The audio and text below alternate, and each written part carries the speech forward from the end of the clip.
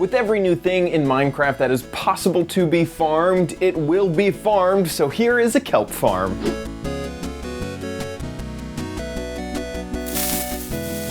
Hey guys, I'm Chad. Welcome to OMGcraft. We are going to be making a kelp farm in this episode, so let's jump in. So here we are inside of Minecraft, and as far as the eye can see, you can see kelp. There's kelp all over the place. And while kelp is pretty easy just to go out and gather yourself, farms are kind of in the DNA of Minecraft. Okay, creating a farm that will help you to get something without leaving your home is kind of something that you have to do. If if there is anything to do in Minecraft, it needs to be farmable as well. So the advantage of that is that you wouldn't ever have to actually leave and go get kelp. You can just create a farm to do it for you. So in order to start, you'll just need to clear away an area, and probably not nearly as large as this. And the first step is to put down the sand that your kelp is going to grow on. And this can be basically as big as you want it to be. If you don't want it to be nearly as complicated, keeping this to around 15 sand would help without needing to use another repeater to keep the redstone signal going. So we have a few sand just placed down just like this. Next, you are going to need to put down any type of spacing block like this. And then on top of that, put down a piston, just a normal piston facing forward. That spacing block is to make sure that we don't destroy the kelp. There's going to be kelp here, let's say, and so that you don't destroy basically the mother kelp, the kelp that will start to grow all the other kelp on top of that.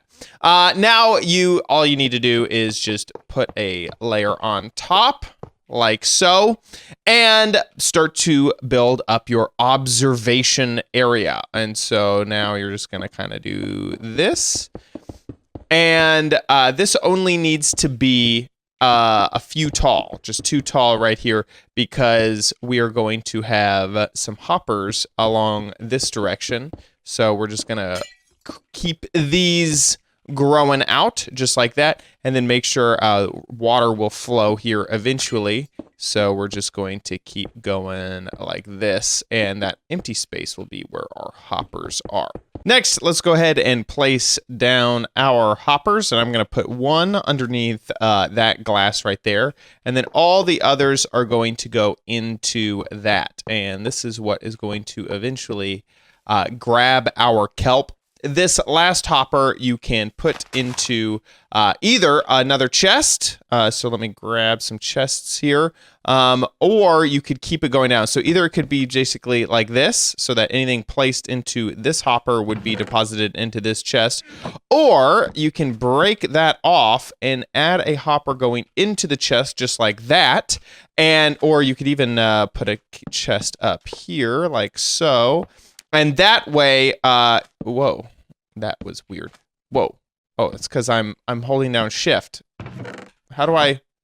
There we go. I covered that in a previous episode. So now if this one fills up with items, then the one above it will keep going, and you can keep this going just down and down and down and down and down. So you could have an unlimited inventory, basically, of hoppers. So that is how we are going to gather our kelp. Now, right before I put down the water in our build, I'm going to put down an observer with the face facing towards where our kelp will eventually go in. And now all we need is a little bit of water, and of course water buckets are the perfect thing for us to use. And so we're just going to keep going just like this. Now we are going to wire up our redstone. First, we need to create a platform for our redstone, and 2 wide is all that we need, just like so. And then we need one coming out of there, and like that. That'll work just great. So we're going to put down redstone dust, aiming this way. And then so that each one of these pistons will fire, we are going to need a redstone repeater. But I just realized that our dust is actually going to need to be delayed because that one pulse, well, actually, you know what? Let's, I don't know if that one pulse may just work. So first we are going to put down something right there. Yeah, no, I don't think that one pulse is gonna work to our advantage. It works. It's fine. Okay, so you can see that all of our water flowed across right here. And now we just need to put in the kelp. So this kelp will just be placed directly onto the sand, like so. Oops, I accidentally placed an extra one on top of there. By the way, kelp is so wavy. It's so interesting. I love how it looks. So we are gonna get out of here.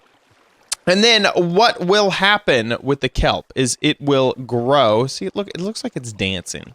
It's dancing. That kelp is dancing. The kelp will eventually grow, and then this kelp right here is kind of like the director kelp. Okay, this kelp is going to tell this observer golem when to fire off. So let me just kind of act like things are growing. Okay, lots of things are growing.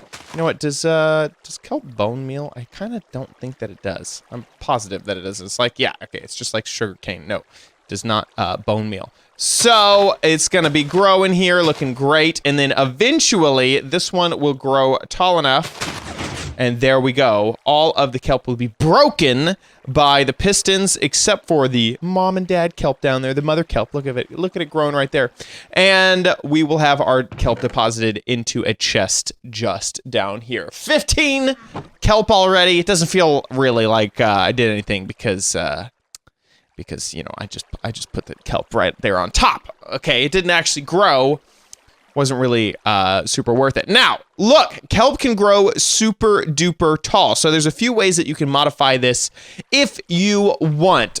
First off, you could make this right here a lot taller, and you could move all of these waterworks up so that the kelp would grow really, really, really tall by the time that the observer block saw it. So if this was, you know, super duper tall, then the kelp would have to grow way up there.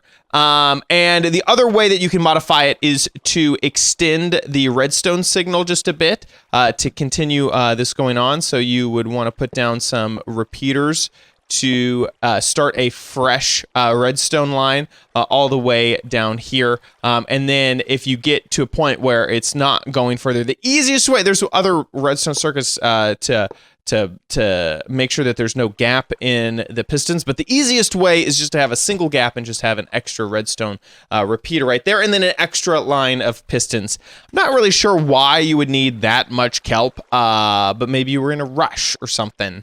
Well, I guess you just get it from the ocean. But if you wanted to do that, to have the ultimate kelp farm, you could. Very simple design. We have seen something similar to this in, say, the sugarcane farms. This is nice because the water flow and the fact that now items float to the top of water makes this super easy to make so that you don't lose any of the items just by falling onto the ground next to the collection area. If you enjoyed this, please give this video a like. Please make sure you subscribe for future videos, tips, tricks, tutorials, and spotlights, and leave a comment down below letting me know your thoughts. I'll see you next time on OMGcraft. Bye!